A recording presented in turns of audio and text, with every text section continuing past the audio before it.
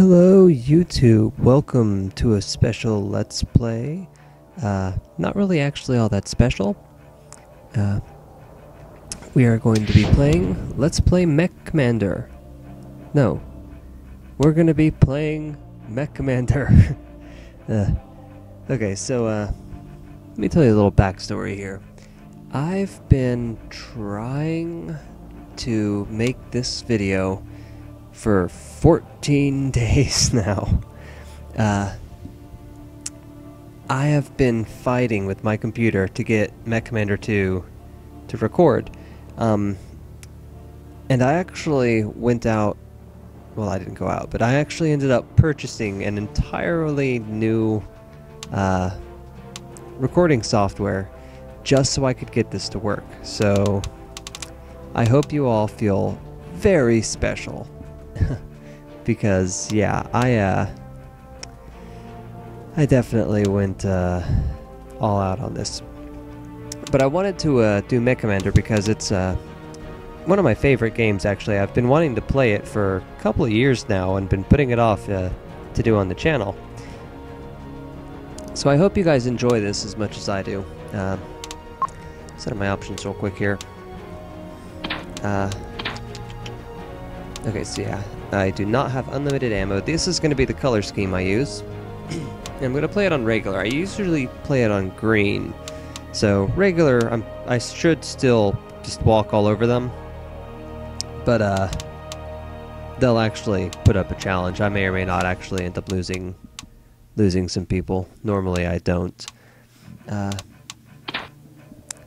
But yeah. So yeah, oh, I should also mention, it is currently Valentine's Day. That is right. I'm recording this for you guys on Valentine's Day because this game is a game that I love. So yeah, everything comes full circle. Alright, so I'm going to go ahead and start a new campaign here. And while we're going through this first mission here, I'll explain the whole lore and everything. But first, we get to sit through a really uncomfortably long intro video. So enjoy it. Sustained massive damage in what looks to be... More fighting could erupt at any moment. Certainly confusing times. The question of where to place loyalty. Across the inner sphere, the civil war between the noble houses continues. Open warfare has divided the Federated Commonwealth in several... The conflict between House Steiner and House Davion rages on. New tensions in the Chaos March threaten to again spark fighting between former comrades. Colonel David Renard and his executive officer Major Kelly have peacefully divided the command of their forces on Carver 5. The longtime friends carefully separated their troops into House Steiner and House Davion military containment zones. Colonel Renard had this to say about the Davion withdrawal. We needed time to regroup, to look at ourselves, ask who we were. Where did our loyalties truly lie? For me, and the brave men and women under my command, the answer was clear.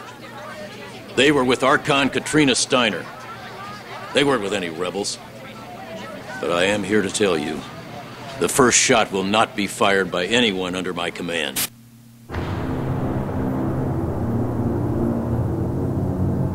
This was the scene on Carver 5 just 2 days ago. In a series of daring raids, a bandit army consisting of tanks and light battle mechs seized several Steiner outposts, stealing supplies and capturing several weapon facilities. Archon Katrina Steiner was quick to rule out the deployment of additional troops to deal with the bandit threat. Sending additional Steiner forces to Carver 5 will give the Davion rebels another excuse to bathe a peaceful planet in blood. An alternative solution must be found. Nerves are certainly frayed in the Steiner territory. Refugees continue to stream from the planet. Still more bandit attacks. The mercenaries are due to arrive shortly, ending weeks of speculation. I'll ask you again. Was it smart for the Archon to hire mercenaries to deal with the bandit army on Carver 5? Of course it was smart. It was the best thing she could have done. Think about it.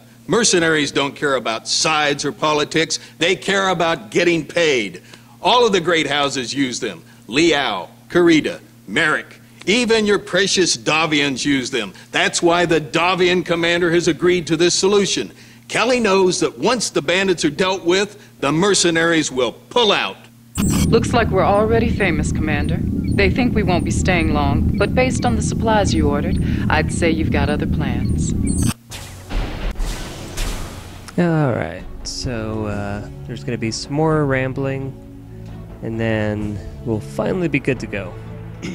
Excuse me. So yeah, here's my check. little... 1, 2, check. Here. This is Tactical Officer Diaz. All right, sir, we're online. Vedcom software is pretty reliable, but we need to run some systems checks to make sure we're fully operational. At the beginning of each mission, you should review our objectives. You can access them at any time by hitting the Objectives button. Welcome to Carver 5, Commander. I'm Colonel Renard. While under contract with House Steiner, you will be taking your orders from me. A bandit scouting party has entered the area. I suspect they're here to get a glimpse of you. Time to earn your money. Here we go, sir. Objective 1 is to investigate an abandoned airfield for bandits. The airfield is located at the number 1 on your tactical map at the lower left of the screen. Alright, so I'm just kind of digging around here while I was waiting. I actually never really noticed this island before, so I'm gonna send someone down here to sort of poke around. Doesn't look like there's really anything going on. Okay, so a lot of information going on there in that little video. Basically, this is just another skirmish in the Battletech world. And for those of you not in the know, Battletech is definitely probably one of the biggest deciding factors in my life. Really, like, unhealthy obsession levels. I am running right. Okay, I am now. Anyway, the long story short for Battletech is it takes place in the future. You're 30-something or other, 38, 39-something. But you have these battle mechs, these guys here, which are powered by miniature fusion reactors. Or maybe not even miniature, but they're powered by fusion reactors. And motivated by synthetic muscles, basically.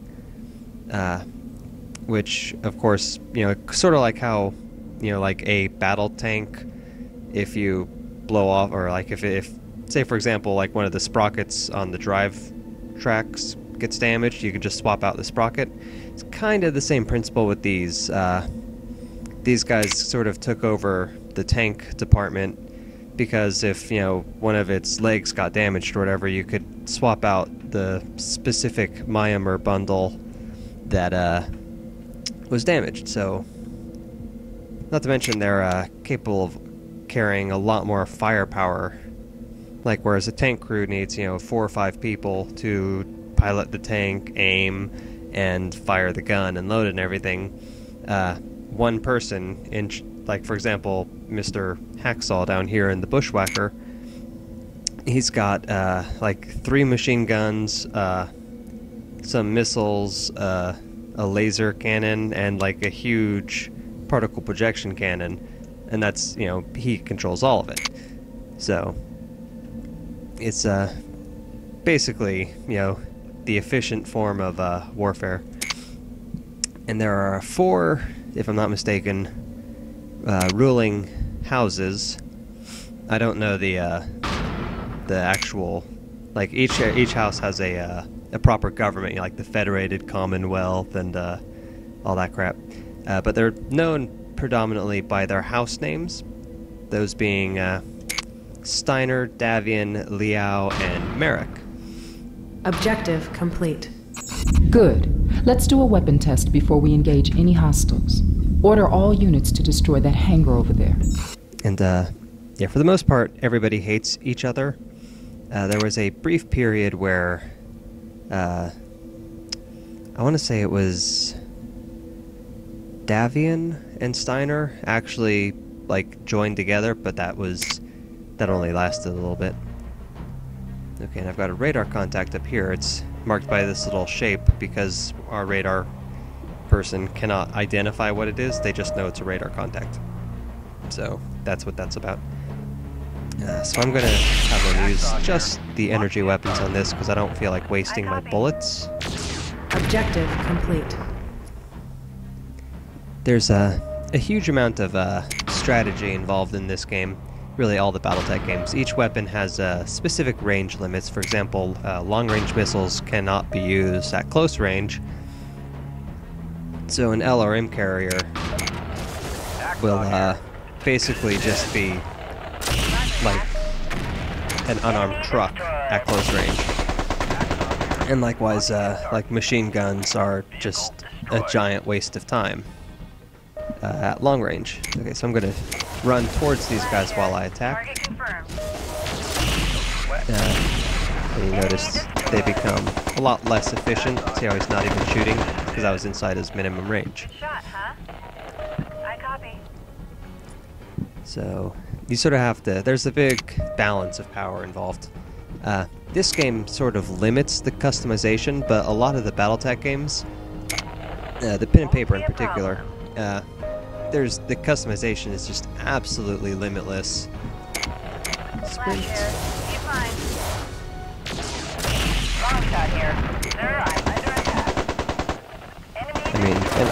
Yeah, it's just like you can really tailor your machine to the strategy at hand. Objective complete. Nice work, Commander. We should repair our units before engaging more enemies. Yes, I know. Check your support tab and call in a repair truck. Remember that support is limited by our resource points, or RPs, so don't waste them.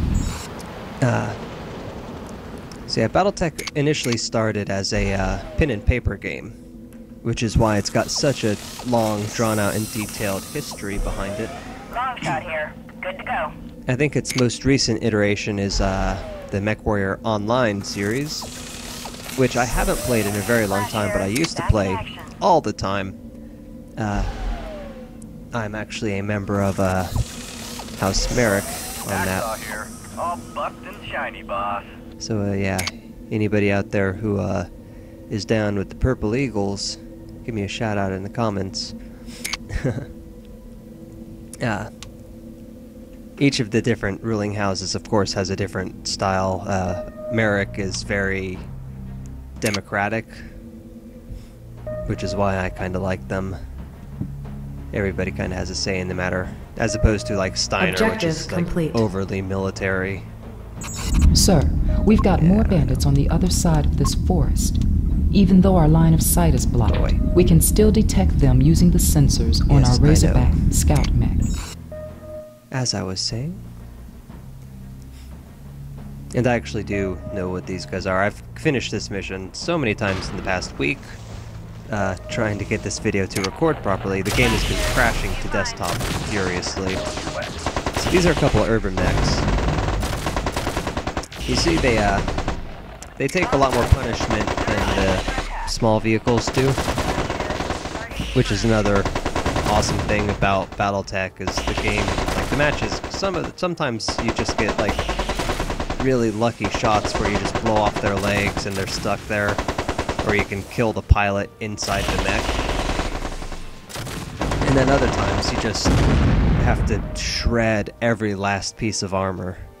And like even a simple urban mech ends up being a long and drawn out engagement.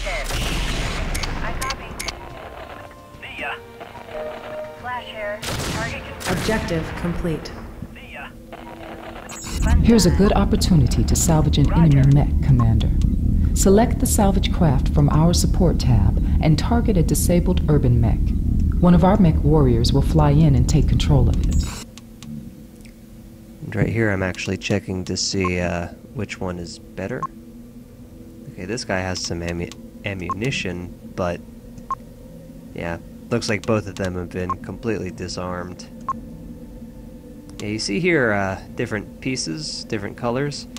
Each mech tracks damage individually, like location-wise, so you can have, you know, an arm completely blown off or your leg just absolutely destroyed.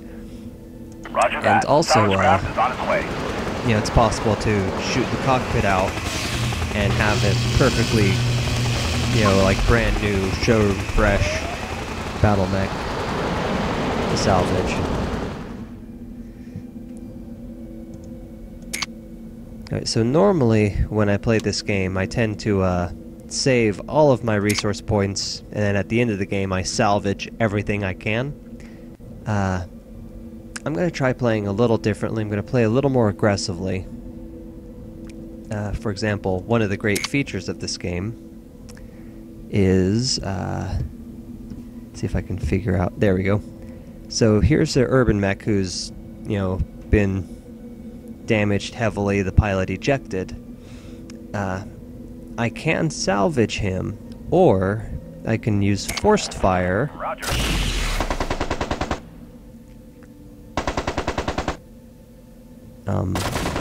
There we go. And the fusion reactor goes critical, which turns it into essentially a small area effect bomb, which is something I do not normally capitalize on because I'd rather have the actual mech to sell. But I've never really had a problem with money in this game, so I'm going to try playing a little differently, make it a little more interesting. Alright, so I actually do need to get this guy over to repair meat before I send him over anywhere. Uh-oh, might be too late. Right, so meat's gonna run over here.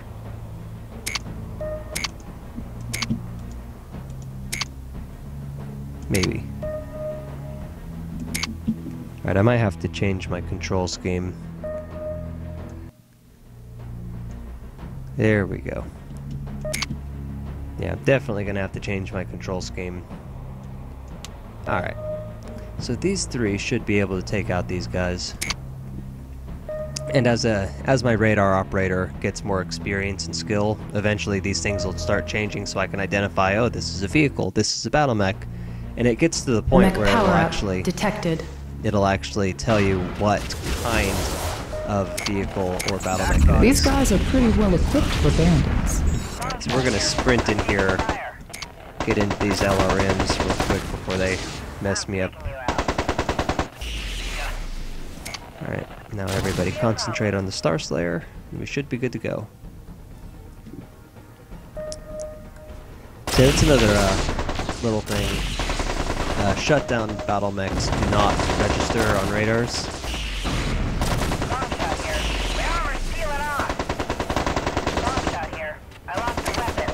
Uh-oh, that's no good. Oh shit! Kill him! Nice work, Commander. That looks like all of them. I've got Colonel Renard standing by on VidCom. Alrighty, so yeah, the Bushwhacker just had its arm blown completely off, and by extension it lost its medium autocannon. I'm hoping that that gets replaced in the repairs, otherwise I'm going to be starting out down an autocannon. This game sort of simplifies a little bit in like medium autocannon, light autocannon, and heavy autocannon, whereas the actual, like the proper pen and paper game and also most of the other variations actually do it out by the damage potential. So you have like an autocannon 2, which is the smallest and deals 2 points of damage, and like the AC5, the AC10, all the way up to the autocannon 20, which is an enormous cannon that has the potential of dealing like 20 armor, or yeah, 20 points of damage, which 20 points of damage to a head is pretty much a guaranteed instant kill for even the biggest, most heavy-duty mech in the game. Basically, the AC-20 is the one weapon you do not want to get shot with, and is the primary armament on my personal favorite battle mech, the Hunchback. Oh, and yeah, I'm gonna have to send this urban mech over here. Shit. There we go. Yes, when moving units in this game, you can have them walk, where they all move at the same speed and stay together, or you can have them run, where everybody just like just hits their max speed, which running is a good way to get there quickly, but it does split up your team. So it's one of those things where you kind of have to think about. There's a lot of strategy in this game, a lot more. Like this game it's easy to, excuse me, it's easy to play this game, just like run around willy-nilly shoot things. But at the same time, it's also very possible to, like get really deep and like analyze things. Alright, so I can, you know what, I am going to salvage. No, I'm not. Alrighty. I was going to say I could salvage that Star Slayer, but I don't have the points for it. See if there was a resource building I could have captured. Doesn't look like it. Objective complete. Alright, so that's that mission. Hurrah! I win. And I have scoring. I don't know what this... Is this like how much I get paid? I don't know. I think that might be my pay. Mission successful. Alright, I was afraid it might kick the recording. Mech Warrior promoted to regular. Alright, and every time your pilots get promotions, you have the ability to pick specializations. So, Flash, for example, since she was our radar operator, I'm going to keep her as a radar specialist. So, I'll give her this. Okay, that's a bit of a sound bug there. But, as a sensor specialist, she'll be able to get more information from the sensors. So, whereas last time they were all just like little diamond things, this level here will let it, if I'm not mistaken, it'll break it down into shapes. So I'll get little cylinders for vehicles and little squares for battle mechs. And of course you could also do like toughness, where as a pilot she becomes harder to kill, which is something I'm not really going to worry about, I don't think, just because you do get a lot of pilots in this game, and I'm not too worried about getting them killed. I'm probably going to miss the battle mechs more than the person. And you can of course have them specialized in specific weapons. And I think at some point they get you can specialize in different weight classes as well. I think at some point you get the ability to specialize in ranges also. I could be mistaken though. Alright, so Flash, as I was saying, is going to be our sensor specialist.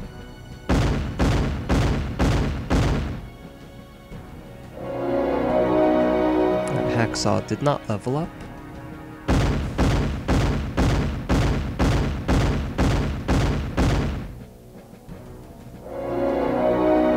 Longshot was injured. And Meat just kinda was there. Well done, Commander. This is Ambassador Yi, House Steiner's political representative on Carver 5. A pleasure, Commander. You handle yourself well. Remember, you may have no contact with Davian forces. You're here to prevent a war, not start one. Carver 5 was once held by House Liao, and there still is a sizable population of Liao loyalists here. You are warned to stay well away from them. We want no incidents. Let's get on with it. The bandits have taken one of my outposts. I want it back. Actually, your tactical officer. Okay. So what I'm going to do is I'm going to go ahead and cut the video here, having finished our first mission. I'm sorry, I can't speak today. I think it's because I'm so excited actually having finished this. But yeah, so I'm going to cut this video here, and the next time I am playing, we'll pick up from this mission right here. We'll replay this video so we can see what we're supposed to be doing. Alright, I have 123,000. And yeah, I'll be able to go over the like the mech bay and the equipping and all that crap. So yeah, guys, I hope you enjoy this Let's Play as much as I'm going to enjoy making it. Like I said, Battletech and MechCommander and all these, they've been really an integral part of my life as far back as I can remember. I've always been a huge fan of them, and I hope that shows with my enjoyment in this playthrough. And yeah. So yeah, it's a holiday about love. What a better way to share it with than the games that you love. Guys, thanks for watching, happy Valentine's Day, and I'll see you next time.